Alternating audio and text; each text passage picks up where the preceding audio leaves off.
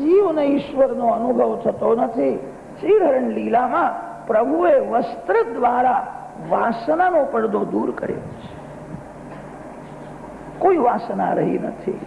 ગોપી અતિ શુદ્ધ ભાવ છે. શ્રી કૃષ્ણ મિલનની તીવ્ર ઈચ્છા થાય છે અને ત્યારે મૂર્છામાં પડે. ગોપીનું શ્રીઅંગ ભગવાનના જેવું જ થયું છે. ગોપીના શ્રીઅંગમાં મળમૂત્ર નથી. ગોપીનું શ્રીઅંગ દિવ્ય છે.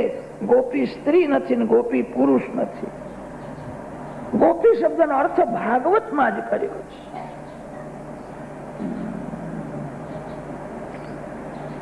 ગોપીને મૂર્છા આવે ત્યારે ભગવાન કાનમાં મંત્ર આપતા હતા, તારો છેલ્લો જન્મ છે.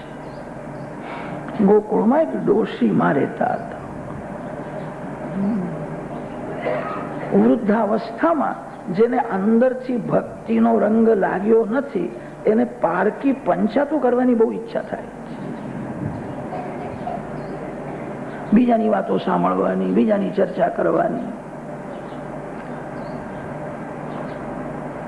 તે ડોશીનું હૃદય શુદ્ધ નહોતું. વાળ ધોળા થાય છે પણ હૃદય ધોળું થતું નથી. ત્યાં ડોશી વિચાર કરે છે, છોકરીઓને કઈ મૂર્છા આવે છે અને આ કનૈયો કઈ કાનમાં મંત્ર આપે છે, આ કઈ ગડબડ જેવું લાગે છે. અરે કોઈ ગડબડ કરશે તો એ ભોગવશે, તારે પંચાયત કરવાની શી જરૂર છે? તે મનમાં વિચાર કર્યા કરે છે કે આ તો કઈ ગડબડ છે, આ કયો મંત્ર આપે છે? અને મંત્ર આપે એટલે મૂર્છામાંથી જાગે છે. તેને આનંદ થાય છે. તે ડોશીને હજુ શ્રી કૃષ્ણના સ્વરૂપનું બરાબર જ્ઞાન નહોતું. ભગવાન એવી લીલા કરે કે હું ઈશ્વર છું, કોઈ જાણે નહીં. આનંદ બાબાનો દીકરો છે, સુંદર છે, એનામાં કઈ શક્તિ છે, પણ આ ઈશ્વર છે એવું સમજે નહીં. મારે લાલાની થોડી પરીક્ષા કરવી છે. કયો મંત્ર આપે છે? શું મંત્ર આપે છે? મૂર્છામાં પડ્યા પછી કાનમાં કઈક મંત્ર આપે છે. તે ડોશીએ વિચાર કર્યો, હું પણ મૂર્છાનું થોડું નાટક કરું. એને શું ખબર પડવાની હતી?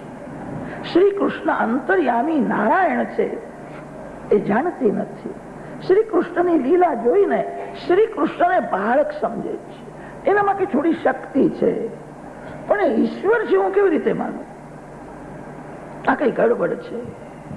આ ગોપીઓને મૂર્છા આવે છે અને આ કાનમાં કઈક મંત્ર આપે છે.